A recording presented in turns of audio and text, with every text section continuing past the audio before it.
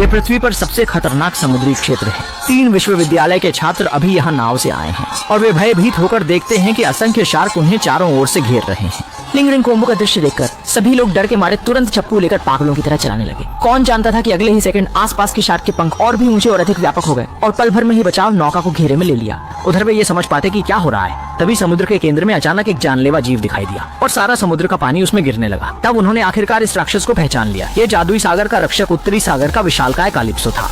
जिसी के तेज नुकीले कांटे शार्क के पृष्ठीय पंख नहीं थे, बल्कि उत्तर सागर के विशालकाय समुद्री राक्षस का दांत थे। लेकिन जब उन्हें एहसास हुआ तब तक बहुत देर हो चुकी थी और छोटी नाव बड़ी तेजी से अनियंत्रित होकर विशालकाय मुंह की ओर खींची जा रही थी। तीनों अब केवल नाव के किनारे को कसकर पकड़ सकते थे और उसके बाद विशाल गहराई का मुंह उन्हें बेरहमी से उत्तर सागर के राक्षस के गले की ओर खींचने लगा। सोचा नहीं था कि एक भयंकर झटके के बाद में वे सही सलामत समुद्री राक्षस के पेट में पहुंच गए। जब उन्होंने होश संभाला और ऊपर देखा तो जमीन पर लगातार जहाजों और विमानों के टुकड़े थे। सच में ये सभी बातें सच थीं। जो कुछ भी इस बरमूडा समुद्री क्षेत्र में गायब होता था उसे इस समुद्री राक्षस ने अपने पेट में समा लिया और उनके दोस्त दामाई भी इसी जहाज पर थे। लेकिन इससे पहले कि वे कुछ समझ पाते, जहाज अचानक से तेजी से हिलने लगा। यह समुद्री राक्षस के पेट के काम करने का संकेत था।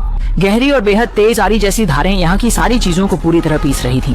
खतरे की इस घड़ी में पोसी को अचानक एक शानदार उपाय सूझा। वह तेजी से तोप पर चढ़ गया और तुरंत ही समुद्री राक्षस के पेट की दीवार पर पागलों की तरह गोलियां दागने लगा। उसकी यह चाल सचमुच काम कर गई और समुद्री राक्षस की पेट की झिल्ली में जल्द ही एक छेद हो गया। उसके तुरंत बाद बड़ी मात्रा में समुद्र का पानी अंदर आने लगा। जैसे ही पोसी ने आदेश दिया, दामई ने तुरंत पूरी ताकत से उस छेद की तरफ कूच कर दिया। युद्धपोत ने पल भर में समुद्री राक्षस को तोड़कर बाहर निकल आया। के शरीर के बाद जैसे ही समुद्र का पानी जहाज को टकराने ही वाला था, सभी लोग अंततः सड़क पर आ गए, जान बचाकर निकल आए। हालांकि पोसी और अन्य अधिक समय तक खुश नहीं रहे, क्योंकि उन्हें एक और महत्वपूर्ण कार्य पूरा करना था और वो था उस प्राचीन वस्तु को ढूंढना जो किंवदंती अनुसार सब कुछ पुनर्जीवित कर सकती है, सोने का। जब पोसी को कोई सुराग नहीं मिल रहा था, उसने अचानक देखा कि समुद्र की सतह पर रोशनी की लकीरें चमक रही हैं। पोसी ने यह देखकर तुरंत पहचान लिया कि यह एक पुरानी नौवहन मानचित्र है और उस पर लिखे नंबर सोने के रेशम के स्थान के निर्देशांक हैं। इसके बाद जहाज ने त्वरित गति से उस स्थान की ओर प्रस्थान किया। जल्दी ही उन्होंने दूरबीन से एक द्वीप देखा और जब वे वहां उतरे तो पाया कि यह मूल रूप से एक आनंदमय मनोरंजन पार्क होना चाहिए था, लेकिन किसी कारणवश यह बन गया है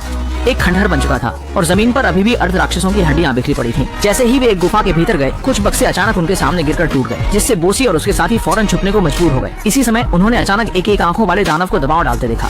उनके दोस्त पहले ही यहाँ पहुंच चुके थे और मछली का शिकार करने वाले बनकर एक आंख वाले दानव के कंधे से सुनहरे भेड़ के बच्चे की ऊन चुराने की कोशिश कर रहे थे। ये देखकर पोसी ने तुरंत छलांग लगाई और सुनहरे ऊन को प्राप्त कर लिया। फिर दानव के आने से पहले ही उन्होंने जल्दी से बड़े पत्थर से दरवाजा बंद कर दिया और सफलतापूर्वक बाहर निकल गए। मगर जैसा कहते हैं, मंत्री से शिकारी चिंतित नहीं होता। अचानक से गिद्ध प्रकट हुआ और छीन कर ले गया। सोने का ऊन लिया और फिर उसे एक प्राचीन ताबूत पर रख दिया। कौन जानता था कि अगले ही पल ताबूत के ऊपर से बड़ी मात्रा में रंगीन प्रकाश निकलने लगा। परंतु जब तक लोग समझ पाते कि यह क्या है, ताबूत अचानक से फट गया। इसके तुरंत बाद एक शक्तिशाली झटका लहर फैल गई। फिर बड़ी मात्रा में ताबूत के टुकड़े हवा में तेजी से एक पंजा बनाने लगे और फिर अधिक से अधिक शरीर के टुकड़े भी पुनर्गठित होने लगे। इसके तुरंत बाद लोगों की डरावनी नजरों के सामने एक विशाल राक्षस अचानक से, उस समय वह व्यक्ति जो सोने की ऊन पर था, उसने श्रद्धा पूर्वक कहा कि वह राक्षस का कई पीढ़ी आगे का पोता है।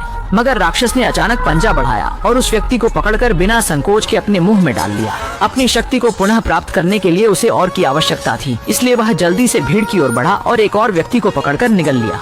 देवता के पुत्र पौसी ने यह देखते ही जल्दी जाने की कोशिश की, लेकिन उसे एक भेड़िया के शरीर और बिच्छू की पूंछ वाले राक्षस ने रोक दिया। जैसे ही वह राक्षस द्वारा टुकड़े टुकड़े होने वाला था, तभी एक पत्थर उसे उड़ा ले गया और फिर एक विशाल पैर पौसी को रौंदने के लिए आया, लेकिन उसने एक कलाबाजी के साथ खुद को बचा लिया और फिर देवता की तलवार उठाकर राक्षस के टखने पर वार किया। किससे पता था कि अगले ही सेकंड टूटे हुए टुकड़े फिर से ताबूत द्वारा निगल दिए गए। इस समय राक्षस ने भी देखा कि पर्सी के हाथ में श्रापित तलवार है, जो कि शक्तिशाली ताकत होने के कारण राक्षस का दुश्मन है। उसने तुरंत हथेली फैलाई ताकि पर्सी को मार सके। पर्सी तो बच गया, लेकिन श्रापित तलवार भी थोड़ी दूर गिर गई ग्वायवू के टुकड़े पर। पोसी ने यह देखकर जल्दी से छलांग लगाई और फिर टुकड़े से होते हुए वह ग्वायवू के हथेली में पहुंच गया। ग्वायवू ने यह देखकर जल्दी से कसकर पकड़ लिया, तभी जबकि उसके साथी डर गए। अगले ही पल ग्वायवू की उंगलियां पोसी द्वारा सारी ले ली गयी। फिर वह ग्वायवू के हाथ को पकड़कर उसके सीने पर पहुंचा और एक तलवार से छींक दिया। उसके बाद वह नीचे हुआ गया और ग्वायवू का शरीर तुरंत फिर से फेंजी होने लगा और फिर से उसको उस जिनसी के अंदर फोंगिन किया गया, ताबूत के अंदर। और वो सभी लोग जिन्हें अभी खा लिया गया था बाहर गिर गए, लेकिन शापित पक्षी नेत्रहीन राक्षस के घोंसले में गिर गया। जब राक्षस पूरी तरह से सील हो गया तो एक आंख वाला दानव तुरंत सुनहरा ऊन खींच लिया। हालांकि जब तक वे सांस ले पाते तब तक भेड़िए के सिर और बिच्छू की पूंछ वाला राक्षस फिर से प्रकट हो गया और उसकी पूंछ से छोटू की पीठ पर वार कर दिया। बकरा आदमी यह देखकर तुरंत मदद के लिए दौड़ा, लेकिन वो भेड़िए और बिच्छू की पूंछ वाले राक्षस का मुकाबला नहीं कर पा रहा था। ये तो अच्छा हुआ कि बड़े भाई समय पर आ गए और उन्होंने राक्षस का सिर काट दिया। राक्षस ने तुरंत अपनी सारी शक्ति खो दी और अगले ही पल पाषाण बनकर एक ढेर में बदल गया। इसी दौरान छोटू के जीवन का अंतिम पल आ पहुंचा। लक्ष्मण पोसी ने जल्दी से सोने की ऊन को छोटे माई के ऊपर रखा और एक अद्भुत दृश्य तुरंत घटित हुआ। वास्तव में सोने की ऊन में सब कुछ ठीक करने की शक्ति थी और इसने छोटे माई को फिर से जीवित कर दिया। इसके बाद वे लोग सोने की ऊन को लेकर गाँव वापस लौटे और उसे जहरीले बाधा जादू पर रखा। बाधा जादू जल्द ही पुनः जागृत हो गया और पूरे गाँव की अदृश्य बाधा को फिर से बहाल कर दिया। अर्थ देवता फिर से शांतिपूर्ण जीवन जीने लगे।